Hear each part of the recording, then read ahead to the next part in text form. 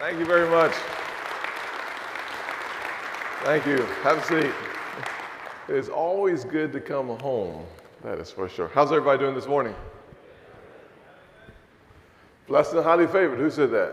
All right. Praise the Lord. We're going to take up an offering in just a little bit. All right. I'll give this one to the church, not to us. Well, I hope you guys are having a good day. I'm going to come down here for a little bit. Hope that works out fine. Can you guys still see me okay? Excellent. I want to talk about the opportunity zones from a different perspective. For me, the opportunity zones are really more about the why than the what.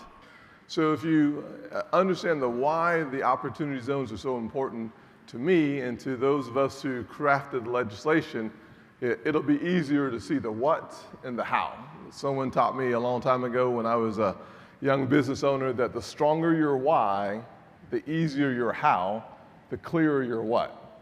And so for a young guy growing up in a single-parent household with poverty all over the place, I didn't feel very hopeful. I did not believe that the best was yet to come.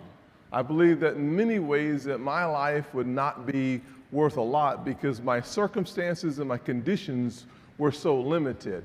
And so as a legislator, when I think about that 7-year-old kid that I used to be, I think about the importance of bringing opportunities as close to the neighborhoods or within the neighborhoods so that those kids who are struggling with hope and opportunity will have a real vehicle that provides them a reason to be inspired, to be encouraged, to be a good student. Now, how many of us know we need good students in the country? How about even in South Carolina? Good. Now, I was not one of those good students at all. And many of y'all may have heard my story, but I was the kid that was, what's the word I'm looking for? Mischievous.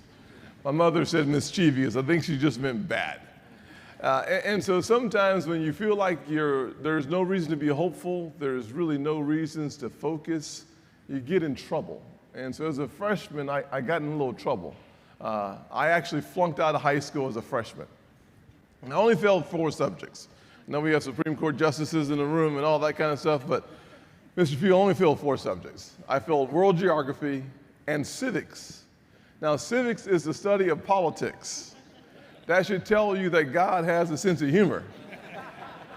Now, I will tell you that after 7 years or 9 years in the Congress in Washington, I am not the only one in the nation's capital failing civics anymore.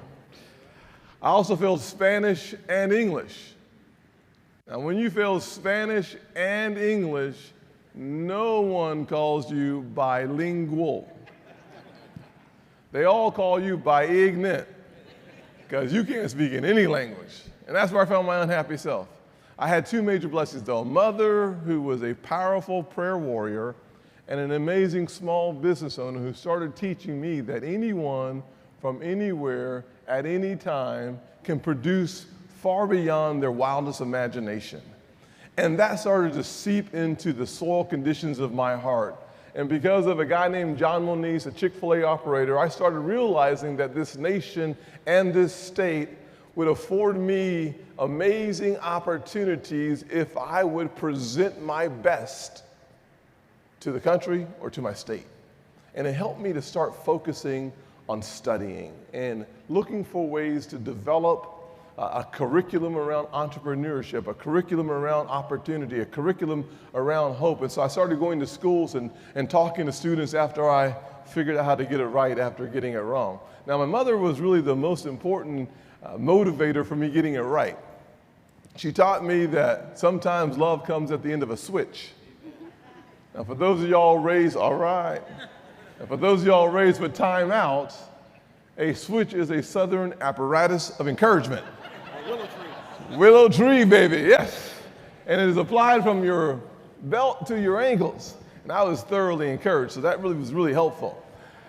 But I'll tell you, without any question, that paradigm-shifting experience of having failed miserably and gone to summer school to catch up, and then meeting a mentor my sophomore year who really did invest in me, this source of optimism about what was possible is in many reasons why I was attracted to the Opportunity Zone concept. I was working on it, and you heard from John Lettieri this morning, a South Carolina native, and the other part of the creation package of the Opportunity Zones. We came together 4 or 5 years ago, I think it was, and started working on legislation that we felt would benefit first the community and then the investor.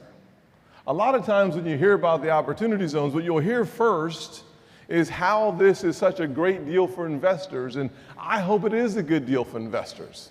But the design of the legislation is really for the community that is sitting there and has sat there for sometimes generations, at least decades, without any new infusion of capital. And so we wanted to design a system that would attract new capital into places where capital has been fleeing those neighborhoods. And the only way to do that is to provide the private sector, which is really the job creating engine. We in government don't create jobs. It's a fallacy. The private sector creates jobs. And so I was hopeful that if we had the right incentive package, we might be able to attract the jobs and the resources into the communities where kids like me with potential that they have yet to be discovered or unearthed would find themselves aligned with those opportunities. And what we see in the Opportunity Zone legislation is that balance, the equilibrium where by deferring your capital gains tax 7 years, by giving you up to a 15% step up in basis, and by giving you a chance to have zero capital gains tax if you stay in an investment for 10 years, it makes you take a second look at areas of our community that desperately needs the capital. And I believe that when we do that, we will see a tremendous uprising from kids and families in neighborhoods where the current average poverty rate is around 30%. America's poverty rate is around 12%.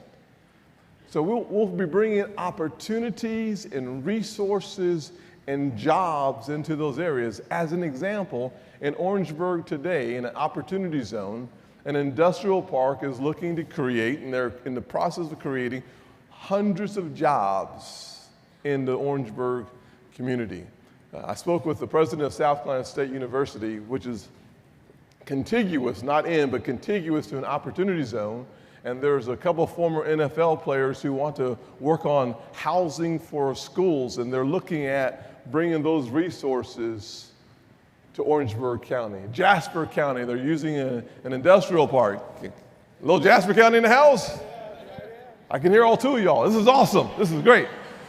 Thank y'all for coming up here. So in Jasper County, you're using an Opportunity Zone in an industrial park to create more jobs. You've seen this happen in Columbia where a church and a guy who used to run movie theaters reopened a movie theater and hired folks from the community, and there are multiple jobs being created there. But there are other projects in Columbia. In Charleston, the Tech Corridor, $50+ million investment happening right there. Hotels being renovated, and in the brownfields area, the neck, we're seeing a lot of development happen where there are some residents who desperately need the access to jobs that you can walk to. So we can see in our state, and certainly here in Greenville, the Greer Cotton Mills being renovated for the first time. It's sat empty for a long time. Now we're seeing it become a place of housing and a livable opportunity.